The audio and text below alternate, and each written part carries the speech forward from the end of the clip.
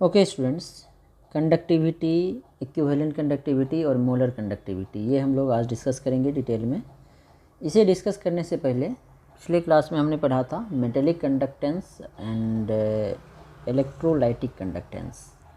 तो metallic conductance को ही हम लोग इलेक्ट्रॉनिक कंडक्टेंस भी बोलते हैं, क्योंकि जो मेटेलिक कंडक्टर होता है उसमें जो करंट का कैरियर होता है वो इलेक्ट्रॉन होता है, इसीलिए इसे इलेक्ट्रॉनिक कंडक्टेंस बोलते हैं।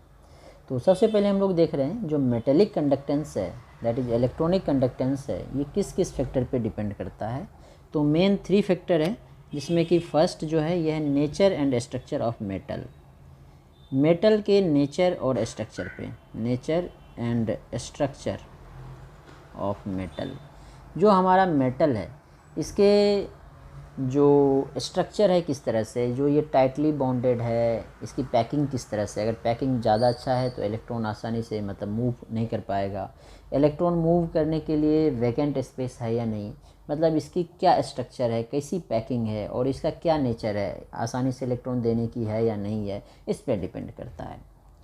जो नेक्स्ट फैक्टर है वो डिपेंड करता है नंबर ऑफ़ इलेक्ट्रॉन्स पर एटम, नंबर ऑफ़ इलेक्ट्रॉन्स पे पर एटम, मतलब एटम में कितने इलेक्ट्रॉन है और स्पेशली वैलेंस सेल में कितने इलेक्ट्रॉन है, क्योंकि वैलेंस सेल का इलेक्ट्रॉन जो होता है लूजली बॉन्डेड होता है और उसी के मूवमेंट के कारण करंट का फ्लो होगा। तो पर एटम कितने इलेक्ट्रॉन्स है उस पर भी जो कंडक्टेंस है वो डिपेंड करेगा। ठीक है। इसके बाद जो थर्ड फैक्टर है, इम्पॉर्टेंट फैक्टर, वो टेम्परेचर है। अगर हम लोग इलेक्ट्रॉनिक कंडक्टर में टेम्परेचर बढ़ाते हैं तो रेजिस्टेंस इंक्रीज कर जाता है, क्योंकि जो रेजिस्टेंस होता है वो होता है due to vibration of kernel. Atom का जो कर्नल है उसके वाइब्रेशन के कारण होता है, और टेम्परेचर बढ़ाएंगे तो जो एटम है उसके कर्नल का वाइब्रेशन इंक्रीज कर जाएगा, क्योंकि टेम्परेचर बढ़ाने से काइनेटिक एनर्जी बढ़ जाता है। ठीक है।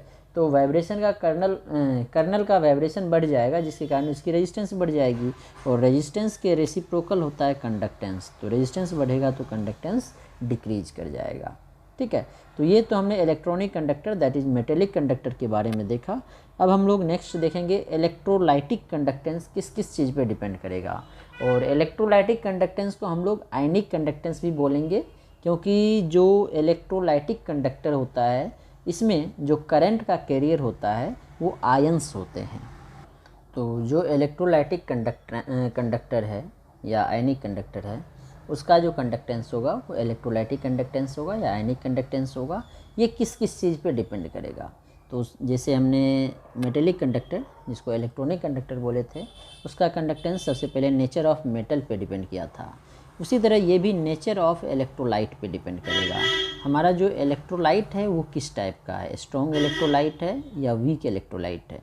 अगर स्ट्रॉन्ग इलेक्ट्रोलाइट होगा तो स्ट्रॉन्ग इलेक्ट्रोलाइट की टेंडेंसी होती है एक्वस स्टेट या मोल्टेन स्टेट में 100% डिसोसिएट होने की। तो स्ट्रॉन्ग इलेक्ट्रोलाइट के केस में जो कंडक्टेंस होगा वो ज़्यादा होगा, और अगर इलेक्ट्रोलाइट वीक होगा तो वीक इलेक्ट्रोलाइट बहुत कम डिसोसिएट होता है, तो उस केस में कंडक्टेंस कम होगा। ठीक है। इसके बाद जो नेक्स्ट फैक्टर है जिस पे डिपेंड करेगा कंडक्टेंस, वो है नेचर ऑफ सॉल्वेंट और उसकी विस्कोसिटी। नेचर ऑफ सॉल्वेंट मतलब जो इलेक्ट्रोलाइट है वो किस सॉल्वेंट में डिजॉल्व किया गया है उसके नेचर पे, nature of solvent and it's viscosity. सबसे पहले नेचर की बात करते हैं। नेचर ऑफ सॉल्वेंट, जो सॉल्वेंट है 2 तरह का होता है, polar solvent and non polar solvent. जो पोलर सॉल्वेंट है उसमें जो इलेक्ट्रोलाइट है इसका डिसोसिएशन ज़्यादा होगा। पोलर सॉल्वेंट जो है आसानी से डिसोसिएट कर देता है इलेक्ट्रोलाइट को as compared to non polar solvent. तो जो पोलर सॉल्वेंट है, जो पोलर सॉल्वेंट है इसमें कंडक्टेंस ज़्यादा होगा, नॉन पोलर में कंडक्टेंस कम होगा। उसके बाद विस्कोसिटी, जो विस्कोसिटी है, विस्कोसिटी अगर बढ़ेगा तो रेजिस्टेंस बढ़ जाता है, और रेजिस्टेंस के बढ़ने से कंडक्टेंस घट जाएगा। तो सॉल्वेंट की अगर विस्कोसिटी ज़्यादा है तो कंडक्टेंस कम होगा, और विस्कोसिटी कम है तो कंडक्टेंस ज़्यादा होगा। इसके बाद नेक्स्ट जो है फैक्टर डिपेंड करता है जो इलेक्ट्रोलाइट्स हैं, इसमें जो इलेक्ट्रोलाइट के आयन है, कैटायन एंड एनायन, उसके size of ions and their solvation. Size of ion अगर ज़्यादा होगा तो मोबिलिटी कम होगा, मोबिलिटी कम होगा तो कंडक्टेंस कम होगा। मतलब साइज ऑफ आयंस पे डिपेंड करेगा, size of ions and their solvation, ठीक है। इसके बाद नेक्स्ट डिपेंड करता है कंसंट्रेशन ऑफ इलेक्ट्रोलाइट पे, जो हमने इलेक्ट्रोलाइट यूज किया है उसके कंसंट्रेशन पे, कंसंट्रेशन ऑफ इलेक्ट्रोलाइट। अगर कंसंट्रेशन ज़्यादा होगा तो ज़्यादा आयंस बनेंगे, ज़्यादा आयंस बनेंगे तो कंडक्टिविटी ज़्यादा होगा। इसके बाद जो नेक्स्ट है टेम्परेचर, टेम्परेचर बढ़ेगा तो रेजिस्टेंस घट जाएगा क्योंकि विस्कोसिटी घट जाएगा और डिसोसिएशन बढ़ जाएगा, तो जो इसका कंडक्टेंस है वो इंक्रीज कर जाएगा। किसमें? इलेक्ट्रोलाइटिक कंडक्टर में। तो ये मेटेलिक और इलेक्ट्रोलाइटिक कंडक्टर किस किस फैक्टर पे डिपेंड करेगा, इसका मेटेलिक और इलेक्ट्रोलाइटिक कंडक्टर का कंडक्टेंस वो हमने देखा था। अब हम लोग टॉपिक स्टार्ट करेंगे। सबसे पहले स्पेसिफिक कंडक्टेंस, जिसे हम लोग कंडक्टिविटी भी बोलते हैं, कंडक्टिविटी बोलें या स्पेसिफिक कंडक्टेंस बोलें एक ही चीज़ है, स्पेसिफिक कंडक्टेंस। इसे हमने रिप्रेजेंट किया था स्मॉल के, जिसे हम लोग कप्पा बोलते हैं इससे, और ये हम लोग डिस्कस करेंगे इलेक्ट्रोलाइटिक कंडक्टर का, of electrolytic conductor. Metallic conductor की बात हमने बोला था कल ही, जिसे फिजिक्स में करेंगे और इलेक्ट्रोलाइटिक की केमिस्ट्री में करते हैं, ठीक है। तो पिछले क्लास में कंडक्टिविटी और स्पेसिफिक कंडक्टेंस हमने मैथमेटिकली पढ़ा था रेजिस्टेंस से कंपेयर करके। आज हम लोग डिफ़ाइन भी करेंगे और ये डेफिनेशन आपको अच्छे से करना है क्योंकि बोर्ड में इसका डेफिनेशंस आते हैं। तो जो हमने कंडक्टिविटी निकाला था, दोबारा अभी बताऊंगा, मैं अभी शॉर्ट में बताता हूँ डिफ़ाइन करने के लिए। जो कंडक्टिविटी है कप्पा, ये हमने 1/ρ लिखा था, 1/रेजिस्टिविटी लिखा था, जिसका वैल्यू आया था हमें फाइनली अगर बताएं G/L/A, और L/A को हमने बोला था सेल कांस्टेंट, मतलब G/G* आया था। तो जो कंडक्टिविटी है ये G के बराबर हो जाएगा अगर L और A की वैल्यू 1 रखें। L जो है ये क्या है? डिस्टेंस बिटवीन टू इलेक्ट्रोड, ये लेंथ है। मेटेलिक कंडक्टर में तो लेंथ लेते हैं, और जो इलेक्ट्रोलाइटिक कंडक्टर है इसमें जो 2 इलेक्ट्रोड लगाएंगे, इलेक्ट्रोड लगाते हैं ना हम लोग इस तरह से, 2 इलेक्ट्रोड लगाते हैं। एक इलेक्ट्रोड ये है, ठीक है, और दूसरा इलेक्ट्रोड हम लोग मान लो ये लगाएं। 2 इलेक्ट्रोड लेते हैं, एक कैथोड होता है, एक एनोड होता है। अगर एक कंटेनर सेम कंटेनर में करें तो डायरेक्ट रेडॉक्स रिएक्शन, और डिफरेंट में करें तो इनडायरेक्ट होता है। इस दोनों के बीच जो डिस्टेंस है पैरेलल, ये दोनों आपस में पैरेलल होना चाहिए, इसको L बोलते हैं, और इसका जो क्रॉस सेक्शन एरिया है दोनों का सेम लेंगे, ये A लेते हैं, ठीक है। तो अगर L और A की वैल्यू सेम ले लें तो G*, जिसे हम लोग सेल कांस्टेंट बोलते हैं, इसकी वैल्यू होती है L/A। तो अगर L 1 सेंटीमीटर ले लें और A 1 सेंटीमीटर स्क्वायर ले लें तो G* क्या होगा? 1 सेंटीमीटर इनवर्स। और G* अगर 1 ले लें, ये अगर 1 आ गया तो K किसके इक्वल हो जाएगा? कंडक्टेंस के। मतलब कंडक्टिविटी को डिफाइन कर सकते हैं हम, ये कंडक्टेंस के इक्वल होगा जब 2 इलेक्ट्रोड, जो 2 पैरेलल इलेक्ट्रोड लगाए हैं उसके बीच का डिस्टेंस 1 सेंटीमीटर हो, और इलेक्ट्रोड्स जो हैं उसका cross section area 1 centimetre square हो। तो जो हमारा कंडक्टेंस होगा, इसमें जितने भी आयंस होंगे उस आयंस का जो कंडक्टेंस होगा वही उसकी कंडक्टिविटी होगी, ठीक है। और कंडक्टेंस क्या होता है? Reciprocal of resistance. तो वही हमने डिफाइन कर सकते हैं। Conductivity of electrolytic solution is defined as the conductance of all the ions.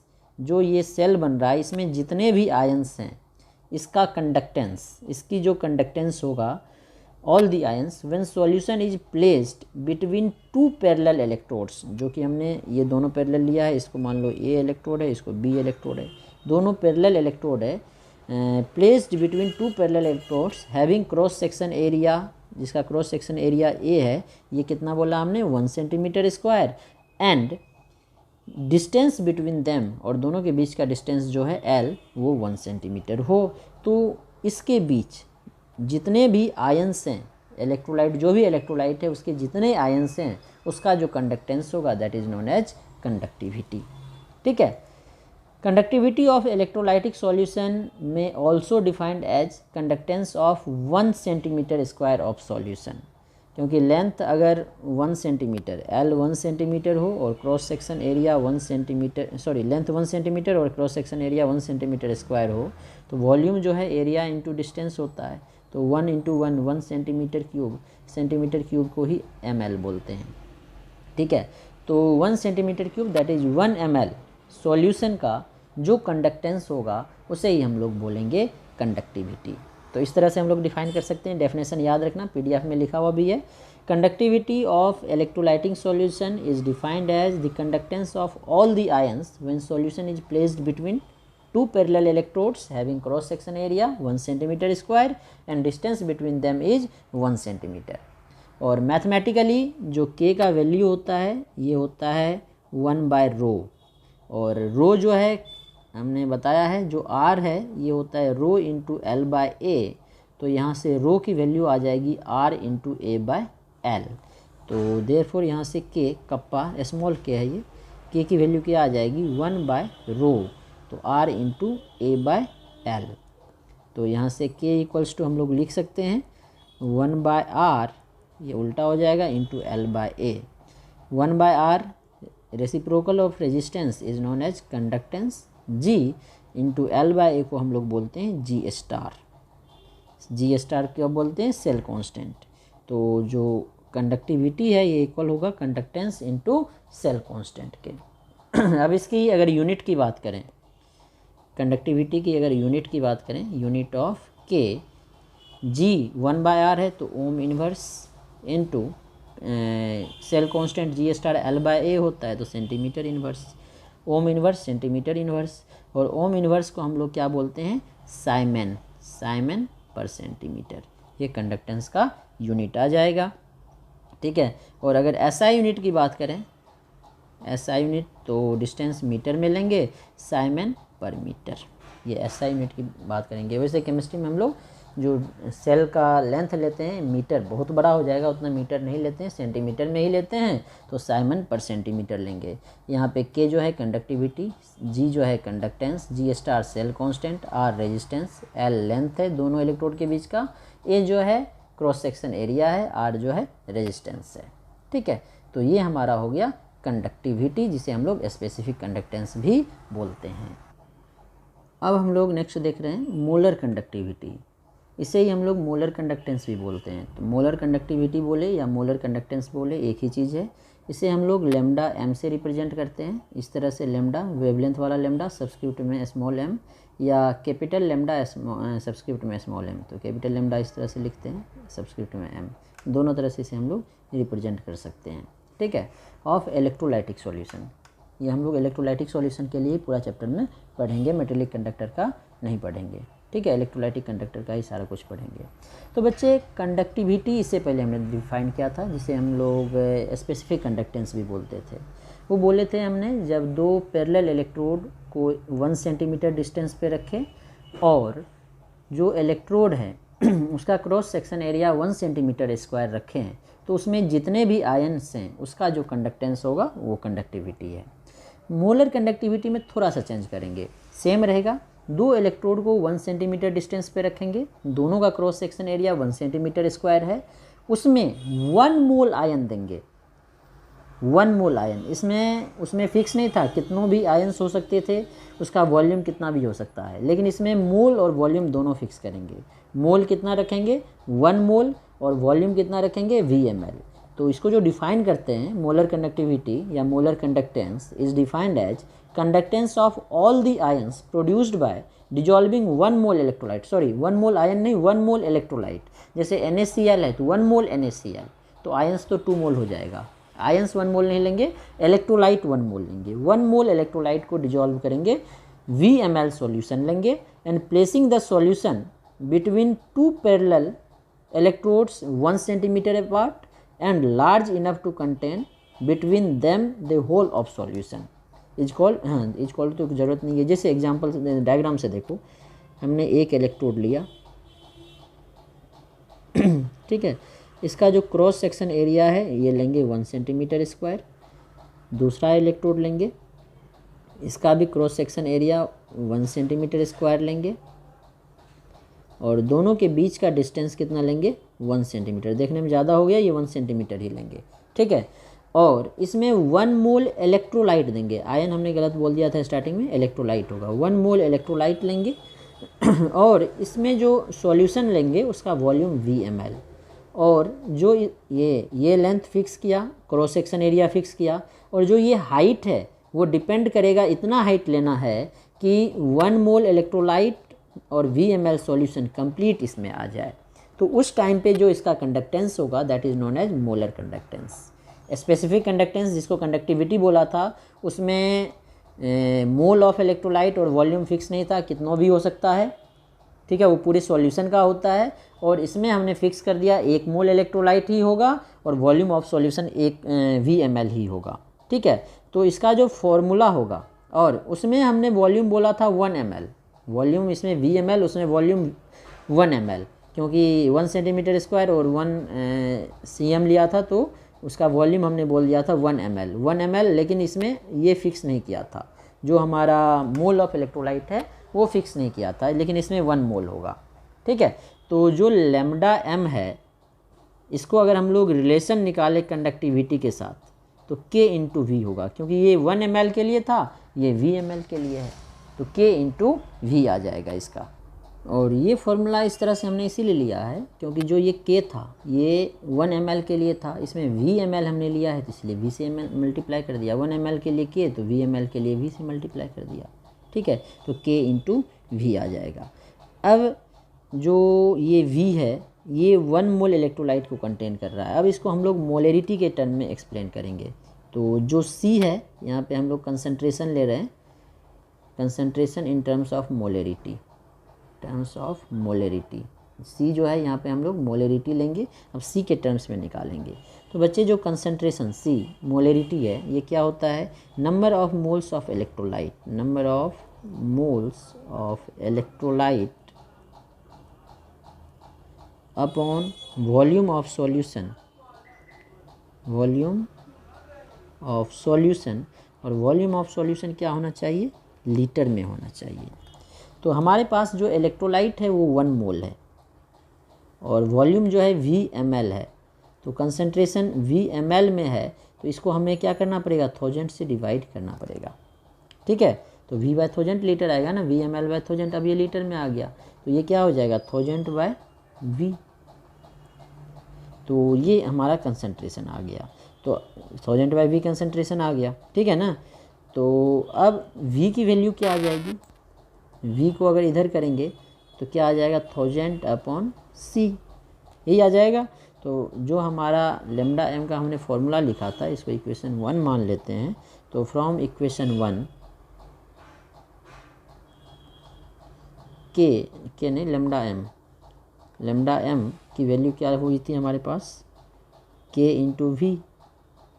तो K जो है स्मॉल था, lambda m equals to K into क्या हो जाएगा, V को क्या लिखा हमने 1000/C, यहाँ पे कैलकुलेट किया है।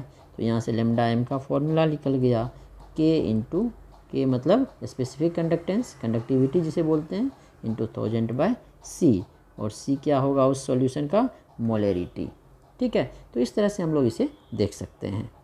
अब हम लोग इसके यूनिट की बात करते हैं, unit of molar conductivity lambda m।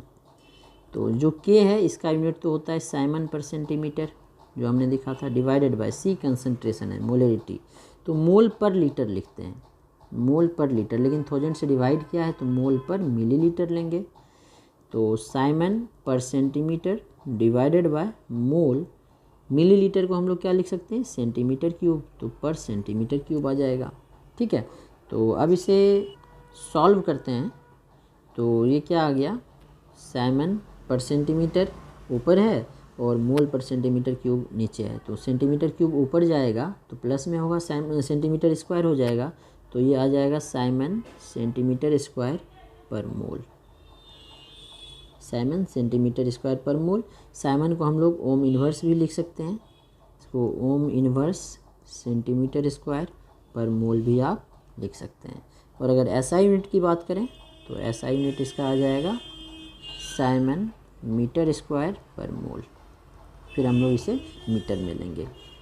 इसके बाद जो मोलर कंडक्टिविटी के बाद नेक्स्ट टर्म था वो था इक्विवेलेंट कंडक्टिविटी। ये तीनों टर्म जो है इम्पोर्टेंट है, इसका डेफिनेशन और इक्वेशन यूनिट ये तीनों याद रखना, बोर्ड में 5 मार्क्स में आता है। इसके बाद इसका प्रैक्टिकल मेजरमेंट कैसे करते हैं वो भी हम लोग देखेंगे। देन टाइम बचेगा तो न्यूमेरिकल सॉल्व करेंगे। तो जो ये इक्विवेलेंट कंडक्टेंस है इसे ही हम लोग इक्विवेलेंट कंडक्टिविटी भी बोलते हैं। इसे हम लोग लेमडा EQ या कैपिटल में लेमडा EQ से रिप्रेजेंट करते हैं। ये भी हम लोग इलेक्ट्रोलाइटिक सॉल्यूशन का देखेंगे। सिमिलरली जैसे मोलर कंडक्टिविटी मोलर कंडक्टेंस बताया उसी तरह इक्विवेलेंट कंडक्टेंस भी है। तो जो स्पेसिफिक कंडक्टेंस है जिसे कंडक्टिविटी बोलते थे वो क्या था, 2 इलेक्ट्रोड को 1 सेंटीमीटर पे रखेंगे पैरेलल, 1 सेंटीमीटर स्क्वायर रखेंगे क्रॉस सेक्शन एरिया, 1 मोल नहीं, उसमें जितने भी आयंस होंगे जितने भी इलेक्ट्रोलाइट्स होंगे सबका जो कंडक्टेंस होगा वो स्पेसिफिक कंडक्टेंस। और मोलर में क्या था, आयंस फिक्स इलेक्ट्रोलाइट फिक्स कर दिया था, सॉरी आयंस नहीं इलेक्ट्रोलाइट 1 मोल ले लिया था और वॉल्यूम ऑफ सॉल्यूशन VmL ले लिया था। सिमिलरली इक्विवेलेंट कंडक्टेंस में भी क्या करेंगे, हम लोग 2 इलेक्ट्रोड लेंगे, ठीक है, ये 2 इलेक्ट्रोड है, इसका क्रॉस सेक्शन एरिया जो है 1 सेंटीमीटर स्क्वायर लेंगे, cross section area 1 centimetre square एक है। दूसरा लिया, इसका भी cross section area 1 centimetre square लेंगे, ठीक है, और दोनों के बीच का डिस्टेंस जो है ये 1 सेंटीमीटर लेंगे और इसमें 1 ग्राम इक्विवेलेंट इलेक्ट्रोलाइट डालेंगे, आयंस नहीं इलेक्ट्रोलाइट, 1 ग्राम इक्विवेलेंट इलेक्ट्रोलाइट डालेंगे और इसका वॉल्यूम VmL लेंगे। तो जितना कंडक्टेंस होगा सारे इलेक्ट्रोलाइट्स के आयंस का that is known as equivalent conductance. तो डिफाइन कर सकते हैं इक्विवेलेंट कंडक्टेंस या equivalent conductivity is defined as conductance of all the ions produced by dissolving 1 gram equivalent electrolyte 1 gram equivalent of electrolyte in VmL of solution and placing the solution between 2 parallel electrode। और जो ये electrode है generally हम लोग inert लेते हैं, PT electrode ले लेंगे जो कि इलेक्ट्रोलाइट में फ़र्क नहीं पड़ेगा, जिससे इलेक्ट्रोलाइट का जो कंडक्टेंस है वो एक्यूरेटली कैलकुलेट हो, ठीक है। तो 2 इनर्ट इलेक्ट्रोड या प्लेटिनम इलेक्ट्रोड्स अपार्ट 1 सेंटीमीटर, मतलब दोनों के बीच का डिस्टेंस 1 सेंटीमीटर हो, and large enough to contain all the solutions and the cross section area of electrode is 1 centimetre square. तो जो कंडक्टेंस होगा all is known as equivalent conductance, ठीक है। अब अगर रिलेशन हम लोग इसका स्पेसिफिक कंडक्टेंस से निकालें तो लेमडा EQ किसके इक्वल होगा, K इंटू K जो है स्मॉल लेंगे क्योंकि स्पेसिफिक कंडक्टेंस को स्मॉल K से रिप्रेजेंट करते हैं, इंटू V, क्योंकि जो स्पेसिफिक कंडक्टेंस है 1 ml सॉल्यूशन का कंडक्टेंस होता है, ये VmL है तो V से मल्टीप्लाई कर देंगे, ठीक है। और लेमडा इक्विवेलेंट है तो इसमें जो कंसंट्रेशन लेंगे वो नॉर्मेलिटी के टर्म में लेंगे और इसमें हमने 1 ग्राम इक्विवेलेंट पुट किया है सॉल्यूशन। तो नॉर्मेलिटी का जो फॉर्मूला होता है ये होता है नंबर ऑफ ग्राम इक्विवेलेंट किसका, सॉल्यूट का, मतलब इलेक्ट्रोलाइट का, of solute divided by volume of solution लेते हैं। और जो वॉल्यूम ऑफ सॉल्यूशन लेंगे ये हम लोग लीटर में लेते हैं, यहाँ पे हमने V जो है ml में लिया है, तो ठीक है। नॉर्मेलिटी को N लिख लेते हैं हम लोग, ग्राम इक्विवेलेंट 1 लिया है हमने और V ml में लिया है, कैपिटल ही लिया है, तो V को हम लोग 1000 से डिवाइड कर देते हैं तो लीटर में आ जाएगा। तो N का वैल्यू क्या आ जाएगा, 1000 अपॉन V। तो यहाँ से V कैलकुलेट कर लेंगे, फिर V इक्वल्स टू क्या आ जाएगा, 1000 अपॉन ये N इधर आ जाएगा N। तो यहाँ से लेमडा इक्विवेलेंट हमारा कैलकुलेट हो जाएगा, जो कंडक्टेंस है specific conductance multiplied by 1000 by N। तो ये फॉर्मूला आ गया हमारा, lambda equivalent equals to K into K मतलब स्पेसिफिक कंडक्टेंस या conductivity into 1000 upon normality N। तो इस तरह से हम लोग इसे लिख सकते हैं। अब अगर इसके यूनिट की बात करें तो K का यूनिट तो हमें पता है साइमन पर सेंटीमीटर डिवाइडेड बाय नॉर्मेलिटी क्या होता है, ग्राम इक्विवेलेंट पर लीटर, लेकिन ml में था वॉल्यूम तो ग्राम इक्विवेलेंट पर ml ले लेंगे, ठीक है। तो साइमन पर centimetre divided by gram equivalent पर सेंटीमीटर क्यूब, ठीक है। तो सेंटीमीटर के ऊपर जाएगा तो स्क्वायर आ जाएगा, साइमन सेंटीमीटर स्क्वायर पर ग्राम इक्विवेलेंट। उसमें पर मोल था, इसमें पर ग्राम इक्विवेलेंट आ जाएगा, दोनों में डिफरेंस यही है, इसमें पर मोल था, ठीक है। और साइमन को ओम इनवर्स भी बोलते हैं। और अगर एसआई यूनिट की बात करें तो क्या हो जाएगा, सेंटीमीटर के बदले मीटर, साइमन मीटर स्क्वायर पर ग्राम इक्विवेलेंट, यही इसका यूनिट आएगा। अब जो है हम लोग रिलेशन देख लेते हैं, मोलर कंडक्टेंस या मोलर कंडक्टिविटी और इक्विवेलेंट कंडक्टिविटी में क्या रिलेशन है। तो बच्चे जो मोलर कंडक्टिविटी आया था, मोलर कंडक्टिविटी या कंडक्टेंस दोनों एक ही चीज़ है। मोलर कंडक्टेंस लेमडा एम, इसकी वैल्यू क्या आया था, K × 1000/C। C क्या था यहाँ पे, मोलरिटी, ठीक है। और जो इक्विवेलेंट कंडक्टेंस अभी निकाला हमने, इक्विवेलेंट कंडक्टेंस क्या आया था, लेमडा EQ, इसका वैल्यू क्या आया था, K स्पेसिफिक कंडक्टेंस × 1000/नॉर्मेलिटी, ठीक है। और हमें एक फॉर्मूला पता है, जो नॉर्मेलिटी है ये इक्वल होता है मोलरिटी × n फैक्टर, ठीक है। तो जो लेमडा इक्विवेलेंट है, इसीलिए हम लोग इसे लिख सकते हैं K × 1000 नॉर्मेलिटी की जगह पे लिख देंगे मोलरिटी × n फैक्टर, ठीक है। अब देखो K × 1000/m, इसको हम लोग क्या बोलते हैं, मोलर कंडक्टिविटी। तो ये लेमडा इक्विवेलेंट क्या आ जाएगा, molar conductivity upon n factor. तो मतलब मोलर कंडक्टिविटी को हम लोग लिख सकते हैं इक्विवेलेंट कंडक्टिविटी × n फैक्टर। तो इस तरह से हम लोग इसमें रिलेशन निकाल सकते हैं, ठीक है। अब हम लोग नेक्स्ट करेंगे इसका मेजरमेंट प्रैक्टिकली कैसे करते हैं। तो अब हम लोग नेक्स्ट कर रहे हैं प्रैक्टिकल मेजरमेंट ऑफ कंडक्टेंस, जिसको G से रिप्रेजेंट करते हैं, कंडक्टिविटी जिसको स्मॉल k से रिप्रेजेंट करते हैं, kappa, molar conductivity lambda m and equivalent conductivity lambda EQ of electrolytic solution. इसे हम लोग लैब मेथड या एक्सपेरिमेंटल मेथड भी बोलते हैं, ठीक है। तो इसमें से अगर हमने कोई भी एक टर्म कैलकुलेट कर लें तो सारे टर्म कैलकुलेट हो जाता है। तो इसके लिए हम लोग व्हीटस्टोन ब्रिज का हेल्प लेते हैं। इसे हम लोग व्हीटस्टोन ब्रिज के हेल्प से डिटरमाइन करते हैं। कंडक्टिविटी ऑफ सॉल्यूशन जो है, जिसका कंडक्टिविटी हमें कैलकुलेट करना है, उसके लिए हम लोग एक कंडक्टिविटी सेल बना लेते हैं, क्योंकि जो इलेक्ट्रोलाइटिक सॉल्यूशन है तो सॉल्यूशन से तो हम लोग वायर कनेक्ट कर नहीं सकते हैं, इसीलिए हम लोग एक कंडक्टिविटी सेल बना लेते हैं। कैसे, वो अभी नीचे बताऊंगा। तो एक व्हीटस्टोन ब्रिज डिजाइन करते हैं जिसके एक आर्म, 4 आर्म होते हैं व्हीटस्टोन ब्रिज का, 1 2 3 4। ये जो 4 आर्म है, इसमें से एक आर्म जो है ये हम लोग लेते हैं कंडक्टिविटी सेल। जो एक आर्म है ये हमने कंडक्टिविटी सेल लिया है। दूसरे आर्म में हम लोग लेते हैं एक वेरिएबल रजिस्टर R1, रिहोस्टेट लगा दो या कोई भी वेरिएबल रजिस्टर लगा दो R1। उसके बाद जो R1 R2 दो हो गया। उसके बाद R3 जो है एक रजिस्टर है, R4 जो है एक रजिस्टर है। एक्चुअली में ये एक वायर से कनेक्ट किए हैं, अभी डिस्कस करेंगे। अब ये व्हीटस्टोन ब्रिज डिजाइन हो गया।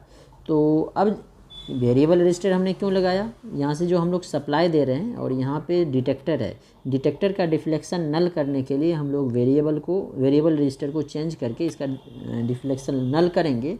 फिर उस टाइम पे क्या आएगा, जब बैलेंस्ड हो जाएगा व्हीटस्टोन ब्रिज, तो R1/R2 इक्वल होगा R3/R4 का।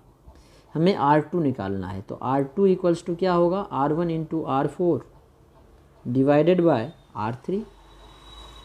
तो R1 वेरिएबल रजिस्टर से आ जाएगा, R3 R4 की वैल्यू कैलकुलेट हो जाएगी, तो R2 कैलकुलेट कर लेंगे। मतलब जो कंडक्टिविटी सेल, जिस इलेक्ट्रोलाइट का हमें निकालना था कंडक्टेंस, उसका रेजिस्टेंस निकल जाएगा। अब रेजिस्टेंस निकल जाएगा तो कंडक्टेंस निकल जाएगा 1/G। अब कंडक्टेंस निकल जाएगा, उसका सेल कांस्टेंट अगर सेल का पता है तो हम लोग K निकाल लेंगे। अब K निकल जाएगा तो मोलर कंडक्टिविटी इक्विवेलेंट कंडक्टिविटी निकल जाएगा, ठीक है। तो वो देखते हैं, लेकिन इसका अरेंजमेंट हमने कैसे किया है वो देखो। हमने जो इलेक्ट्रोलाइटिक सॉल्यूशन है, एक थर्मोस्टेट में इसको रखा। थर्मोस्टेट इसलिए यूज़ किया है क्योंकि इसका टेम्परेचर फिक्स रहे, टेम्परेचर चेंज नहीं हो, क्योंकि टेम्परेचर चेंज हो जाएगा तो कंडक्टेंस चेंज हो जाता है। इसमें हमने C कंसंट्रेशन का इलेक्ट्रोलाइट रखा है, ठीक है। सॉरी, ये कंडक्टिविटी सेल है, इसमें थर्मोस्टेट के अंदर पानी रखा है जिससे टेम्परेचर चेंज नहीं हो। अब एक कंटेनर लिया है जिसमें 2 प्लेटिनम का वायर लगाया है, 2 प्लेटिनम का रॉड लिया है। प्लेटिनम इसलिए क्योंकि ये इनर्ट होता है, और दोनों प्लेटिनम का जो रॉड लिया है, जो इलेक्ट्रोड लिया है, उसका क्रॉस सेक्शन एरिया A पता रहेगा और दोनों के बीच का डिस्टेंस L ये पता रहेगा क्योंकि हमने बनाया है। इसके अंदर हमने इलेक्ट्रोलाइट दे दिया, तो इलेक्ट्रोलाइट से जो सेल बनाया वो कंडक्टिविटी सेल है और इसका G* भी पता चल जाएगा हमें क्योंकि दोनों के बीच का डिस्टेंस L और क्रॉस सेक्शन एरिया पता रहेगा। G* हमें पता चल जाएगा L/A से। अब इसको हमने एक आर्म बना लिया व्हीटस्टोन ब्रिज का, जिसको हमने R2 से रिप्रेजेंट किया था यहाँ पे। और जो दूसरा आर्म है ये रेजिस्टेंस बॉक्स या रिहोस्टेट लगा के आप बना सकते हो इसके सीरीज में। और इसके पैरेलल में हमने एक ये वायर ले लिया और जो डिटेक्टर है इसमें हमने टेलीफोन का हेडफोन ले लिया, टेलीफोन हेडफोन यहाँ से इसको कनेक्ट कर दिया। जब तक इसमें आवाज़ आएगा मतलब ये बैलेंस्ड नहीं रहेगा, जैसे ही आवाज़ आना बंद हो जाएगा मतलब ये क्या हो जाएगा, बैलेंस्ड हो जाएगा। जैसे ही ये बैलेंस्ड हुआ, बैलेंस्ड अब करेंगे कैसे क्योंकि ये तो चेंज होगा नहीं। अब इसको हम लोग चेंज करके कर सकते हैं, या रेजिस्टेंस बॉक्स के रेजिस्टेंस को चेंज करके या इसके डिफ्लेक्शन को चेंज करके। ये यहाँ पे क्या है, जॉकी है, ये जो है हमारा जॉकी है, जॉकी को चेंज करके निकाल सकते हैं। अब ये वायर है, वायर से हम लोग क्या करेंगे, इसका रेजिस्टेंस और इसका रेजिस्टेंस R3 और R4 जो है इस वायर से आएगा, R3/R4 की वैल्यू, R3/R4 क्यों, क्योंकि ये वायर सेम है तो रो इंटू L/A होता है अपॉन रो तो सेम रहेगा क्योंकि वायर सेम है और L जो है डिफरेंट होगा तो L1, cross section area same रहेगा तो रो इंटू L2/A। इधर का डिस्टेंस मान लो L1 है, इधर का L2 है तो रो A कट जाएगा क्योंकि एक ही वायर है तो क्रॉस सेक्शन एरिया सेम होगा, रो सेम होगा, मटेरियल सेम है। तो R3/L1 क्या R3/R4 क्या होगा, L1/L2। तो L1/L2 की वैल्यू हमें R3/R4 किससे निकल जाएगा। अब R3/R4 निकल गया और ये रेजिस्टेंस बॉक्स से इसकी वैल्यू निकल गई तो कंडक्टिविटी सेल का हम लोग रेजिस्टेंस कैलकुलेट कर लेंगे। इसमें एक चीज़ और ध्यान रखना, जो हमने R3 लिया है R1 के सीरीज में, तो R1 हमने लिया रेजिस्टेंस बॉक्स का, तो R ये है, इसके सीरीज में ये है, तो ये AX जो है L1 होगा और जो ये है ये L2 होगा। मतलब ये R3/R4 L1/L2, L1 जो है AX होगा, जो ये यहाँ पे A रिप्रेजेंट किया है ये X किया है, तो AX अपॉन L2 क्या होगा, BX। तो AX और BX की वैल्यू निकल जाएगा तो R3/R4 निकल जाएगा। तो सेल कांस्टेंट G* हमारा कंडक्टिविटी सेल का पहले से पता था, L/A, L और A से। R हमें पता चल गया जो R2 हमने माना था, तो हम लोग कंडक्टेंस निकाल सकते हैं 1/R से। अब कंडक्टेंस निकल जाएगा तो कंडक्टिविटी भी निकाल सकते हैं G इंटू G* से। G पता चल गया, G* पहले से पता है। अब कंडक्टिविटी निकल जाएगा तो मोलर कंडक्टिविटी निकाल सकते हैं हम लोग K इंटू 1000 अपॉन M से।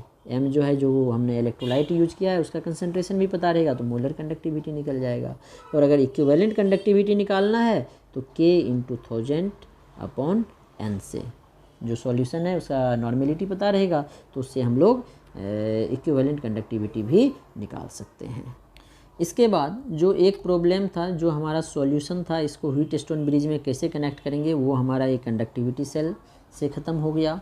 और इसमें हम लोग AC यूज करते हैं। देखो ये AC सप्लाई यूज किया है, प्राइमरी सेल सेकेंडरी, प्राइमरी और सेकेंडरी वाइंडिंग लगा के AC से कनेक्ट करते हैं। AC से क्यों कनेक्ट करते हैं, क्योंकि अगर हम लोग DC यूज करेंगे तो जो कंडक्टिविटी सेल में इलेक्ट्रोलाइट है उसका इलेक्ट्रोलाइसिस भी होने लगेगा, जिसके कारण इसका कंडक्टेंस एग्जैक्टली नहीं आएगा। क्योंकि इलेक्ट्रोलाइसिस हो जाएगा तो कुछ सब्सटेंस डिक्रीज कर जाएगा, इसीलिए कंडक्टेंस एग्जैक्टली नहीं आएगा, तो हम लोग AC यूज नहीं करते हैं।